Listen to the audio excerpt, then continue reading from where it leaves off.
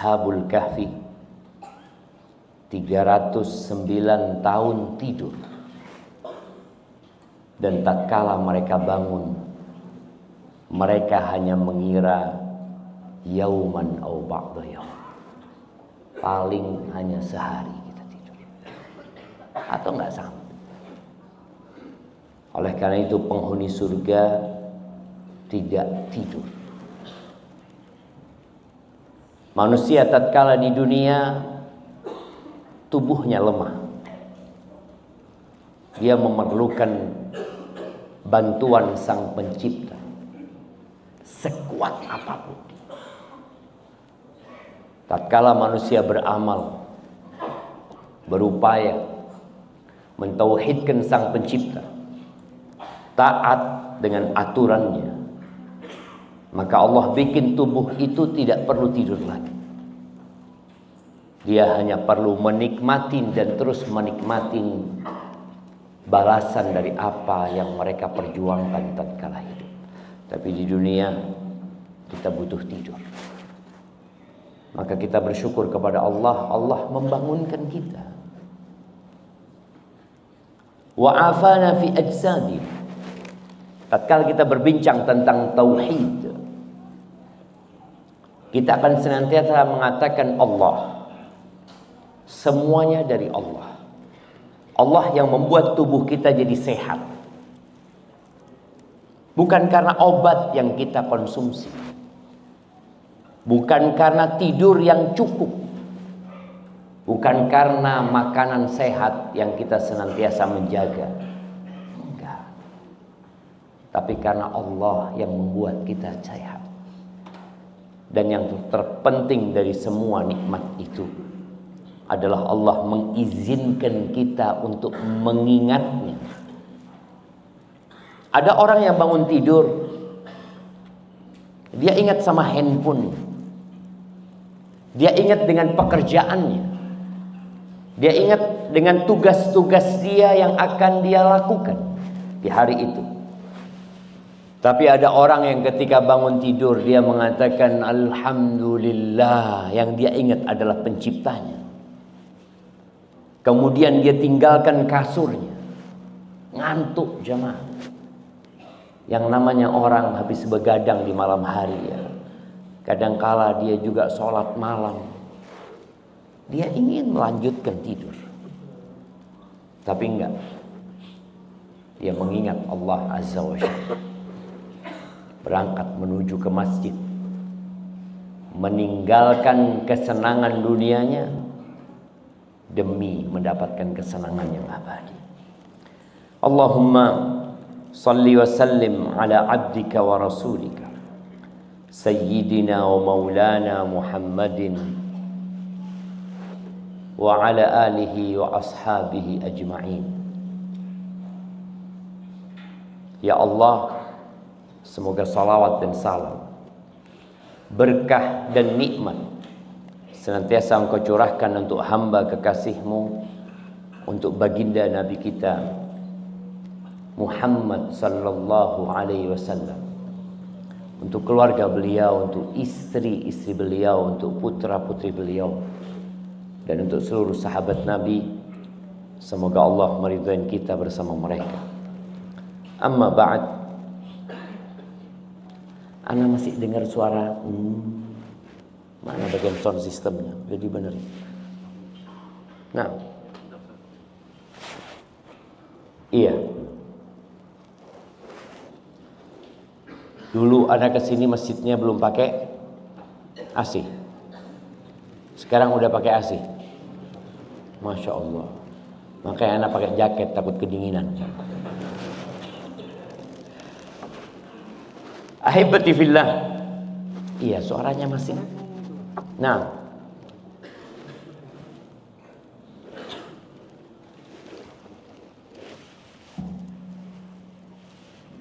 ini dimatikan.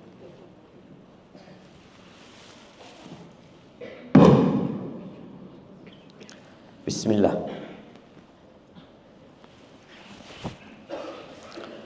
Jamaah rahimakumullah, lebih enak.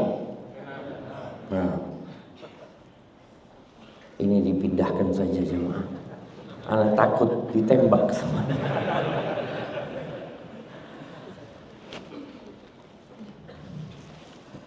Ada berapa jumlah penduduk di bumi ini? Siapa yang mau jawab? Mana yang mau jawab? 8 miliar.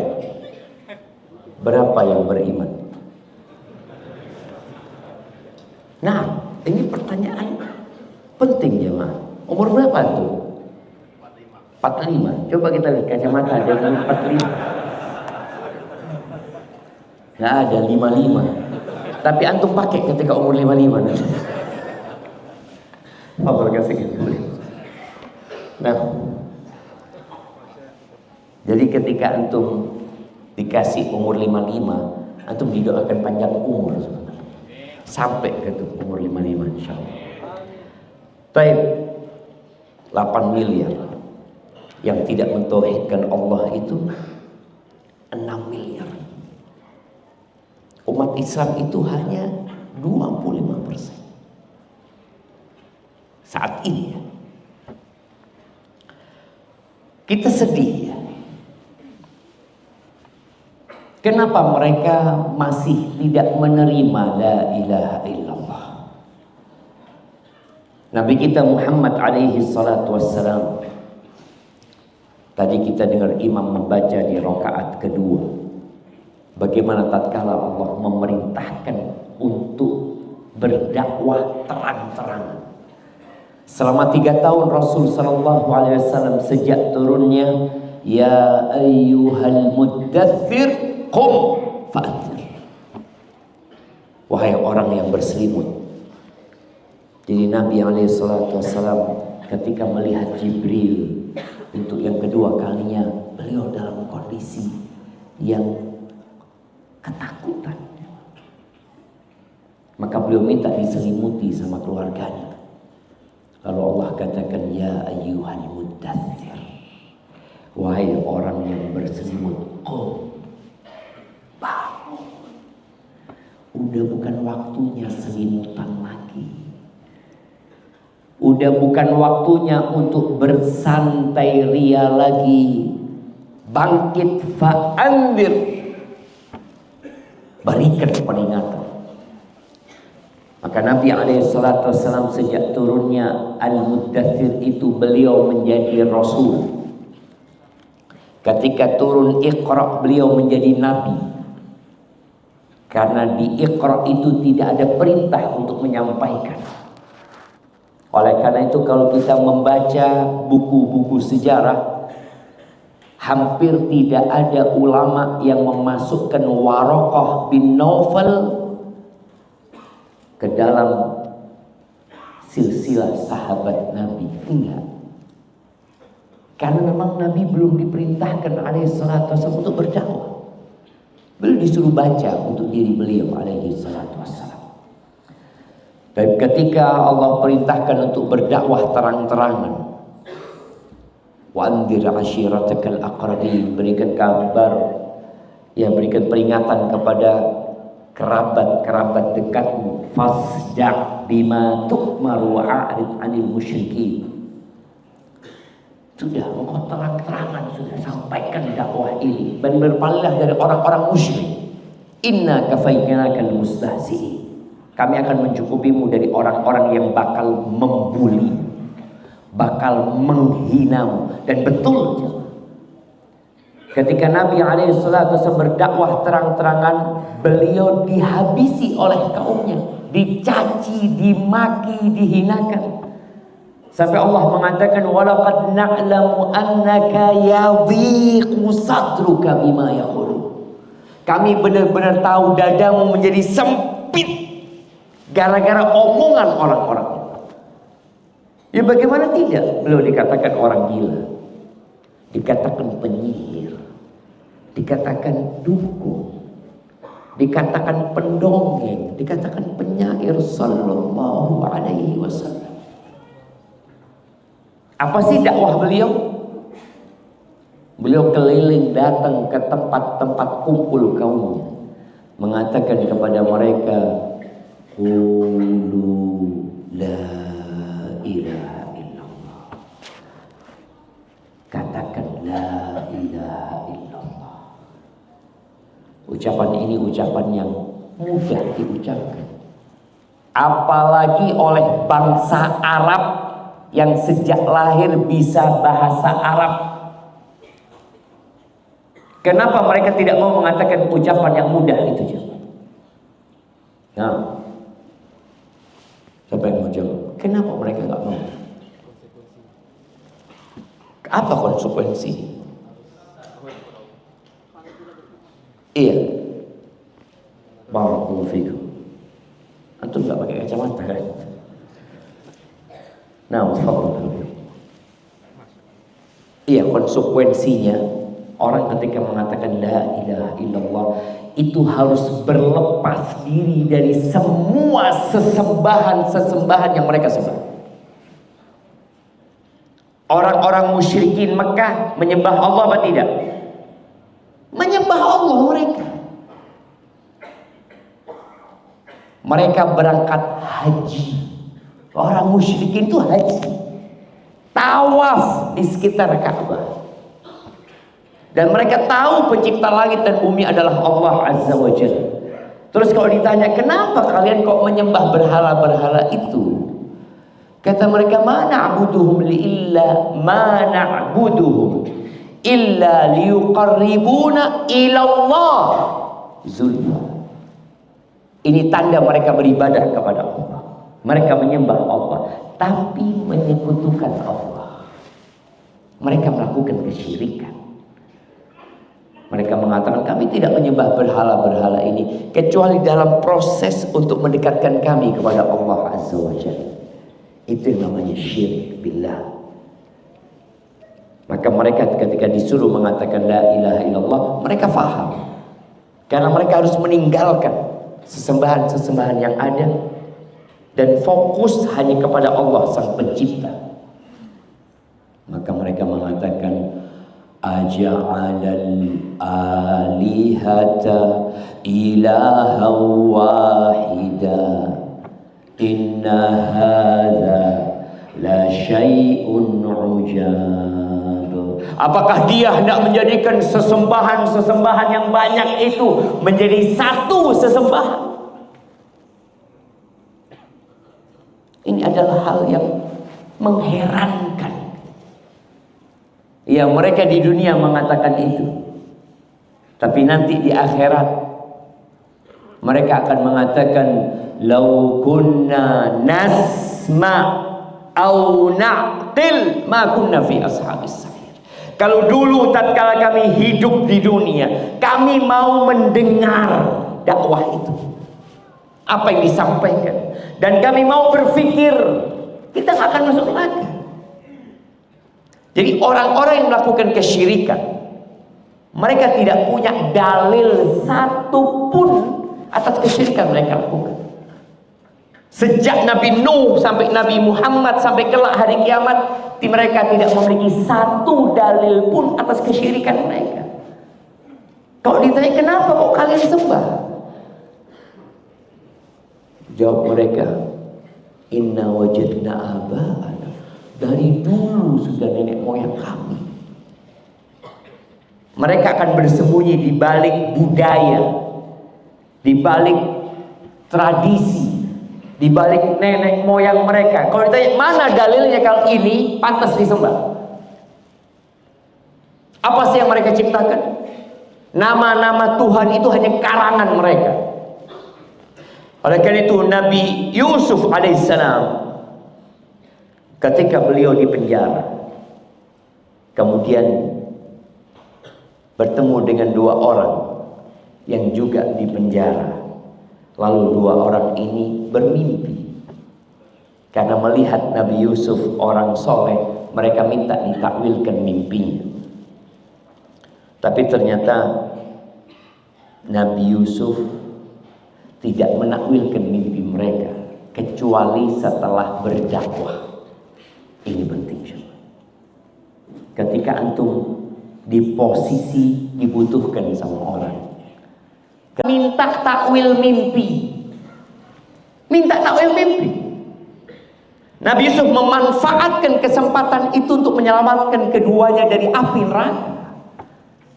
Tapi kita kadang-kala tidak.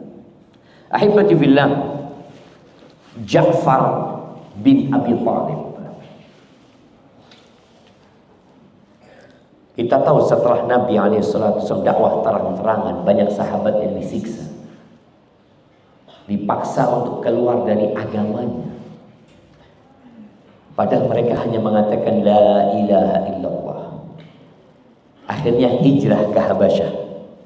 Pertanyaannya, kapan terjadi hijrah ke Habasyah?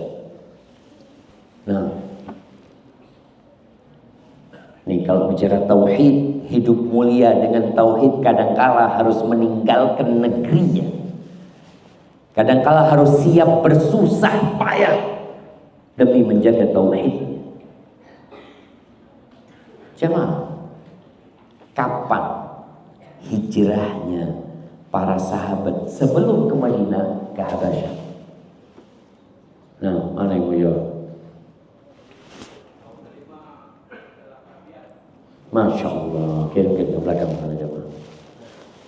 Tahun kelima kenabian, artinya setelah 5 tahun berdakwah, bukan 5 tahun sebenarnya, setelah 3+2. Apa bedanya? 3+2. Siapa yang menyebutkan bedanya? 3+2. Sama-sama 5. Cuma yang 3 ini sembunyi-sembunyi. Maka tidak mendapatkan perlawanan karena sembunyi-sembunyi. Jadi sebenarnya penindasan orang-orang musyrik itu berapa tahun? 2 tahun. Setelah dakwah terang-terangan, mulai mereka lihat siapa yang masuk Islam ini. Oh fulan, ketahuan. Maka kabilah-kabilah yang kuat akan menyiksa yang lemah.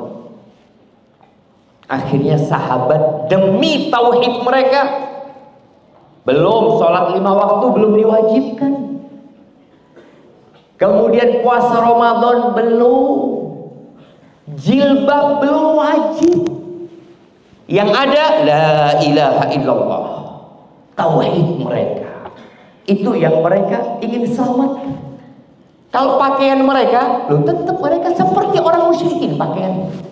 Yang perempuan nggak pakai jilbab, yang laki-laki juga seperti mereka. Khomer masih minum jemaah. Karena diharapkannya khomer di mana? Di Madinah.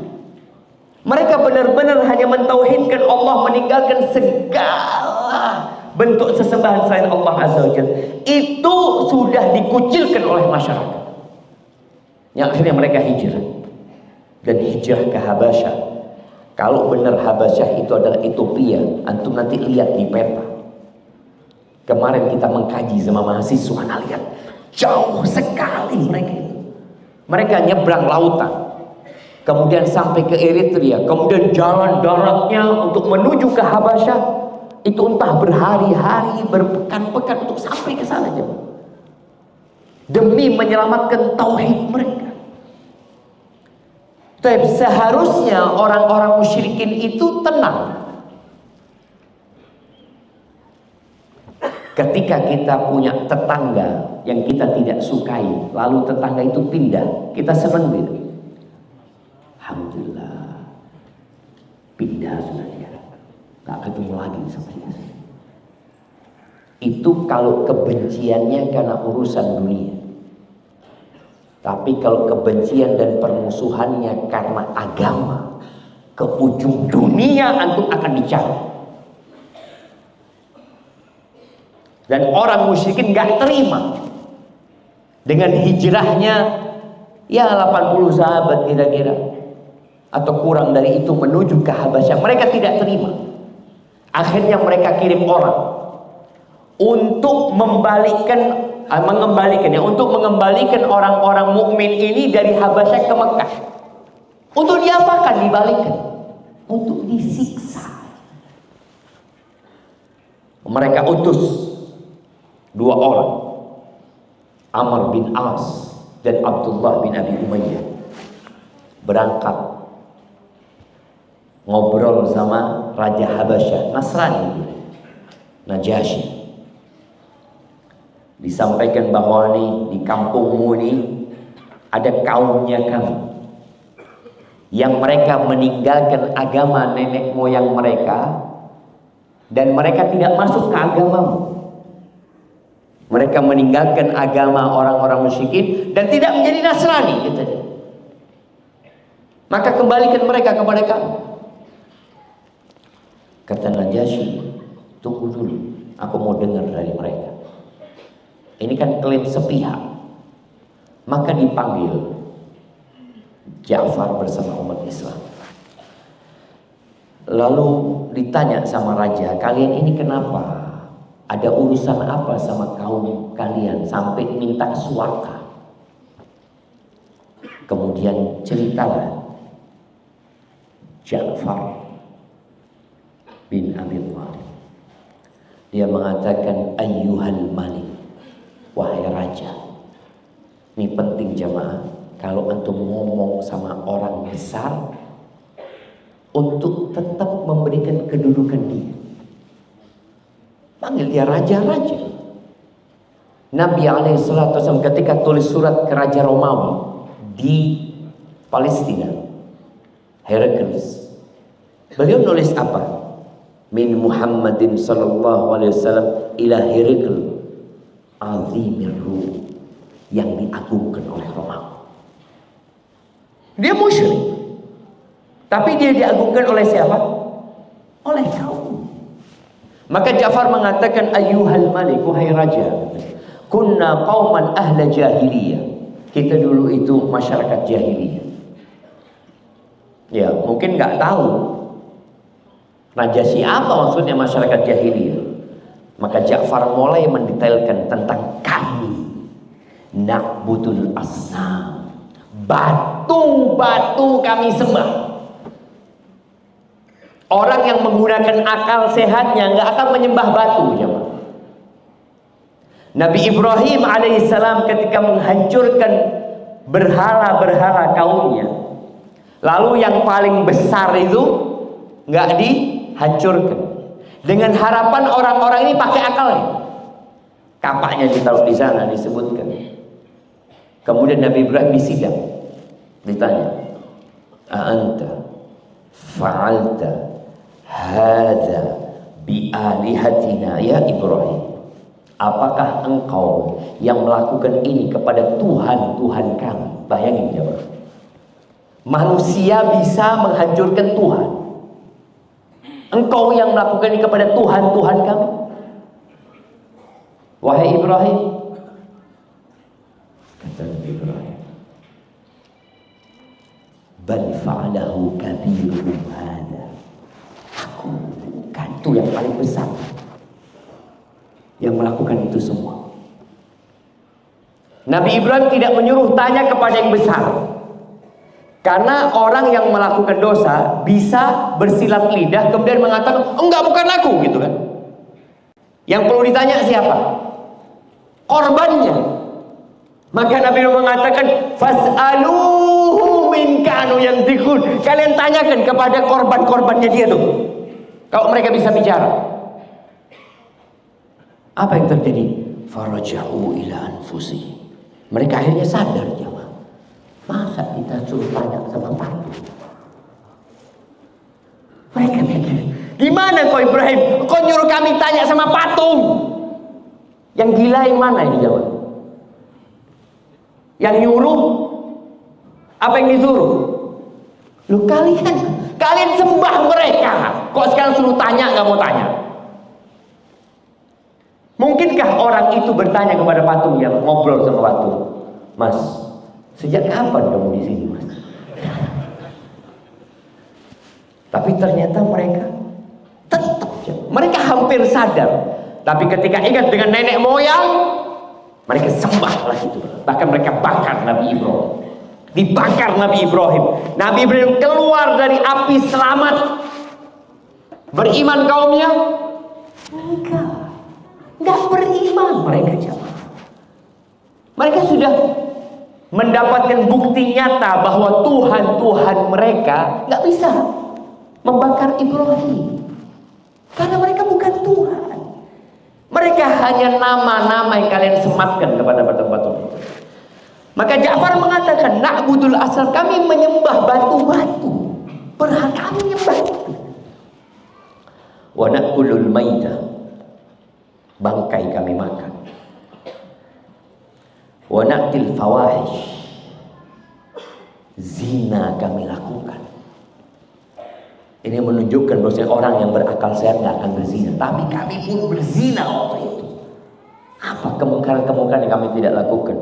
Wa naqta'ul arham, tali rahim kami putuskan.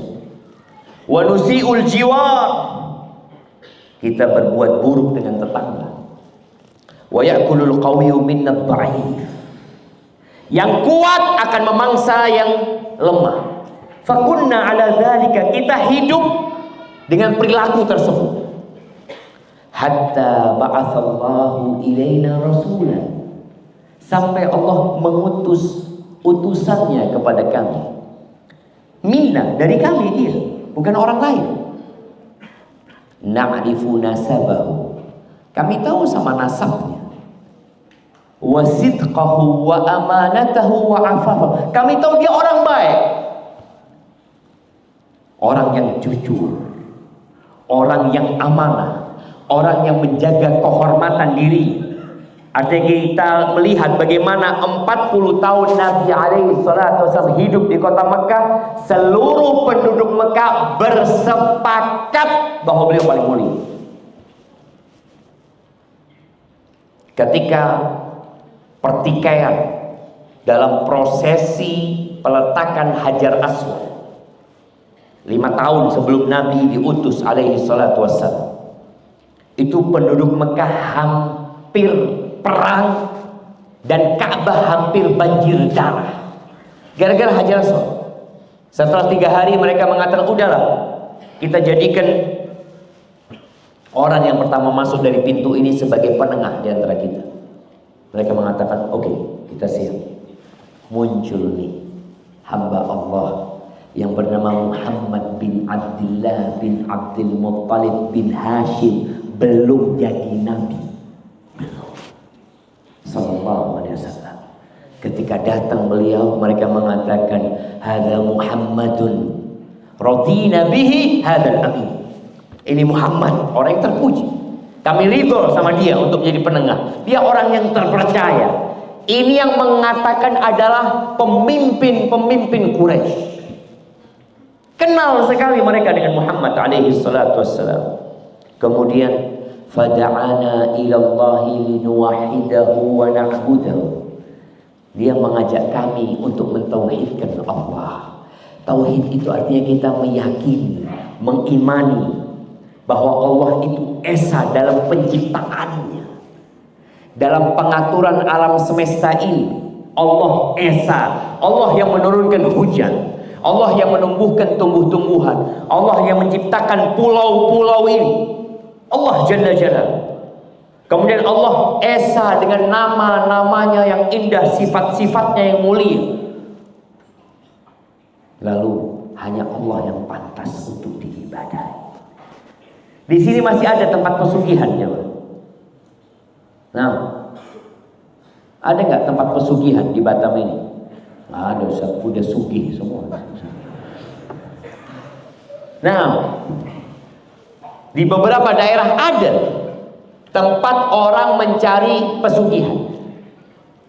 Dia berpikir kalau dia berangkat ke tempat itu, memohon di tempat itu, dia akan kaya. Padahal yang kasih rezeki adalah Allah Azza wa Jalla. Innallaha huwar razzaq dzul quwwatil matin. Allah yang maha memberi rezeki, Allah yang maha kuat dan perkasa.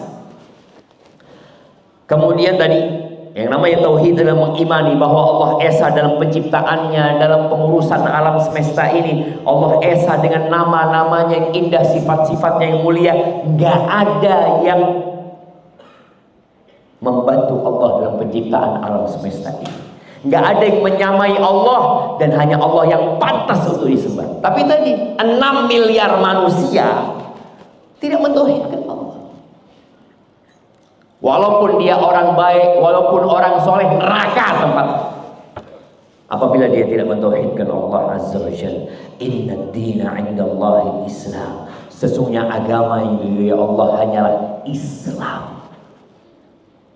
Orang Islam kalau melakukan kesyirikan, Muslim, dia berangkat haji 7 kali, umroh 20 kali, bangun masjid, tapi dia melakukan kesyirikan, Allah mengatakan, walaqad uhiya ilaika wa ilal ladzina min qablika la in asyrakta la yahbatunna amal wa la takunanna minal khasirin. Telah diwahyukan kepadamu dan kepada nabi-nabi sebelum, apabila engkau, ini Allah mengatakan kepada Nabi Muhammad SAW, apabila engkau melakukan kesyirikan, semua amalanmu gugur dan engkau akan menjadi orang-orang yang rugi. Maka di sini Ja'far memberikan penjelasan tentang dakwah Rasul sallallahu alaihi wasallam. Dia mengajak kami untuk mentauhidkan Allah dan beribadah hanya kepadanya. Wa nakhla, ini pentingnya. Orang jangan hanya menyembah Allah, tapi ternyata dia masih punya sesembahan selain Allah.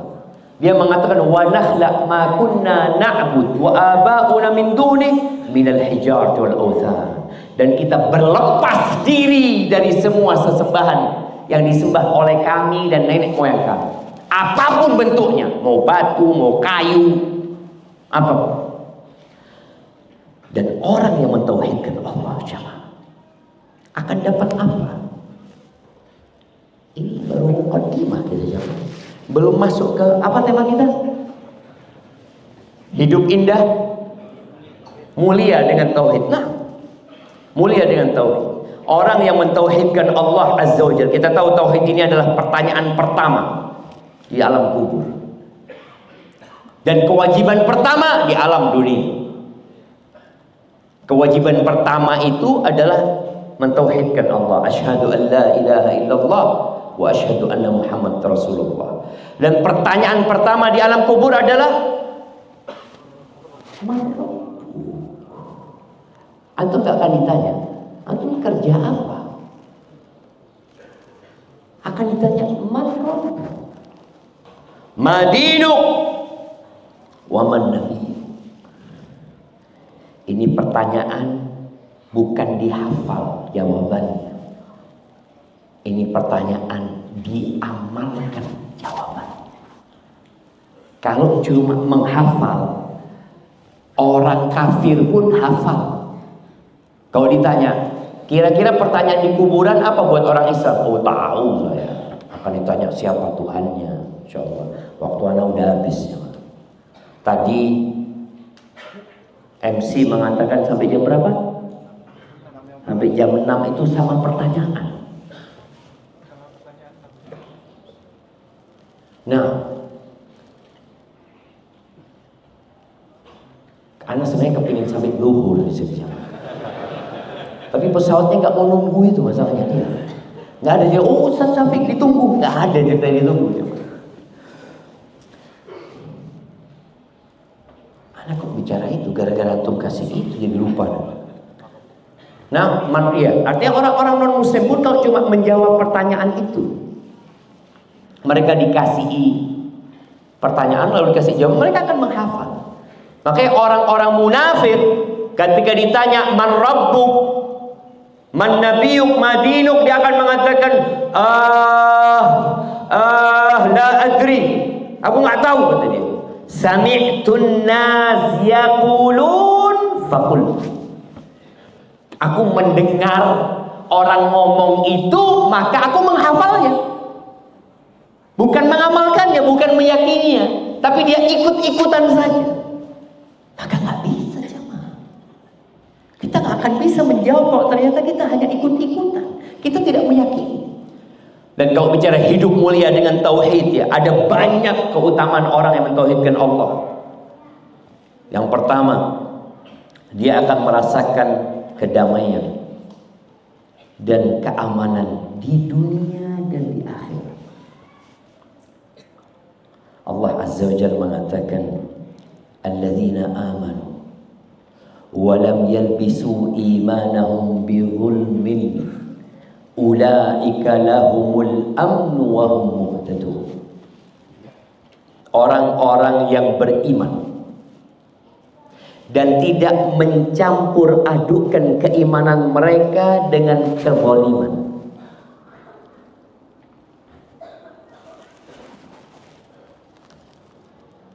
Kezaliman yang paling besar itu syirik. Maka orang-orang kafir adalah orang yang paling zalim. Ustaz, dia banyak memberikan sumbangan, Ustaz. Dia membantu umat manusia. Dia berusaha untuk mendamaikan orang-orang yang bertikai. Kalau dia kafir, zalim. Gimana dia menyamakan batu sama Tuhan yang menciptakan? Haknya Tuhan diberikan kepada batu. Haknya Tuhan diberikan kepada makhluk-makhluk. Ada yang menyembah matahari, ada yang menyembah rembulan, ada yang menyembah planet-planet dan bintang-bintang. Ini orang-orang yang zalim kepada dirinya dan zalim kepada Tuhannya yang menciptakan dia, yang memberikan rizki kepada dia. Maka Allah katakan, innal ladzina kafaru min ahlil kitabi wal musyrikina fi nari jahannam khalidina fiha ulaika hum syarrul bariyah. Sesungguhnya orang-orang kafir dari kalangan ahlul kitab, orang Yahudi dan Nasrani, dari kalangan ahlul kitab. Siapa aja jemaah? Kata Nabi SAW, ma min Yahudiin wala Nasranin. Tidak ada orang Yahudi tentang aku kemudian dia tidak beriman dengan apa yang aku diutus dengannya, illa kana min ashabil jahim. Sebaik apapun orang itu, neraka tempat. Wah, ini klaim sepihak, Ustaz. Allah yang menyebutkan dalam Al-Quran bahwa orang-orang kafir di neraka. Baik, sesungguhnya orang-orang kafir dari kalangan ahlul kitab dan kalangan orang-orang musyrikin, di mana tempat mereka? Finari jahannam. Mereka letaknya di dalam neraka jahannam bukan sehari, bukan 7 hari, bukan setahun, tapi kata Allah, khalidina fiha, kekal selama-lamanya di dalamnya. Ulaika hum syarrul bariyah. Mereka adalah makhluk yang paling buruk, orang yang paling jahat. Luqman Al-Hakim ketika memberikan nasihat kepada anaknya, dia mengatakan, ya bunayya la tusyrik billah. Wahai ananda, anakku, jangan pernah kau melakukan kesyirikan. Kenapa? Inna syirka la zulmun azim. Syirik itu kezaliman yang sangat besar sekali. Makanya satu-satunya dosa yang tidak diampuni oleh Allah Azza wa Jalla, syirik. Seorang yang berzina mungkin diampuni? Mungkin. Yang membunuh? Mungkin. Yang korupsi? Mungkin. Apalagi kau sebutkan semua kezaliman dilakukan manusia. Ada kemungkinan Allah mengampuni, iya. Kalau nggak diampuni, masuk neraka. Tapi nggak akan kekal di neraka ketika dia mentauhidkan Allah Azza wa Jalla. Allah sudah mengatakan, ulaika lahumul amn. Mereka dapat keamanan, ada jaminan masuk surga. Ya tinggal dilihat. Kalau orang ini mentauhidkan Allah dan jauh dari semua kezaliman yang kecil-kecil tadi, maka insya Allah dapat keamanan yang sempurna, langsung masuk surga. Ada orang yang masuk surga tanpa hisab, tanpa azab. Ada. Tadi ketika tauhid, dia dapat keamanan yang sempurna. Tapi kalau orang baik dalam pandangan manusia, orang soleh, orang yang kalau nyumbang mungkin saudara sang soleh, orang yang kalau nyumbang mungkin saudara-saudara kita dibantai di Gaza, ya, dikasih suaka mereka, yaitu usaha untuk mengeluarkan mereka dari negerinya. Ini negerinya mereka sendiri. Waktu anak tinggal 7 menit jam. Di ayat 55 Allah mengatakan wa'adallah, Allah berjanji kepada siapa? Alladzina amanu minkum wa amilus shalihat, kepada orang-orang yang beriman di antara kalian dan beramal saleh. La yastakhlifannahum fil ardi kama istakhlafal ladzina min qablihim. Allah akan menjadikan mereka khalifah-khalifah di muka bumi ini, sebagaimana Allah telah menjadikan khalifah-khalifah orang-orang sebelum mereka. Wala yumlikan khalifah-khalifah orang-orang sebelum mereka. Wala yumakkinanna lahum dinahumul ladzi irtadha lahum. Dan Allah akan menjadikan agama mereka berkuasa. Ya Allah itu. Wala yubaddilannahum min ba'di khaufihim amna. Allah akan rubah rasa takut mereka dengan keamanan. Syaratnya apa? Ya'budunani la yusyrikuna bi syai'a. Mereka beribadah hanya kepada Aku dan tidak menyembah. Ini disebabkan kita wa raditum biz-zar' wa taraktumul jihad sallatallahu alaikum dhullan la yanzi'uhu hatta tarji'u ila dinikum. Apabila sistem jual beli kalian itu riba yang terselubung, mereka nggak mau riba terang-terangan karena takut dosa, tapi ada ribanya di dalam. Itu terang-terangan seperti yang kita lihat. Dan kalian sibuk dengan dunia kalian, sibuk dengan peternakan, sibuk dengan peternakan kalian, sibuk dengan pertanian kalian, sibuk dengan pertanian kalian, perkebunan kalian. La yanzi'u, Allah nggak akan cabut. Allah nggak akan cabut kehinaan itu. Biar orang lain dulu. Antum lihat. Ya rahmatullah, doakan saudara-saudara kita. Semoga Allah menurunkan bantuan buat mereka. Dan ingat, aqulu qawli hadza wa astaghfirullah li wa lakum wa lisa'ilil mu'minin wal mu'minat fastaghfiruh innahu huwal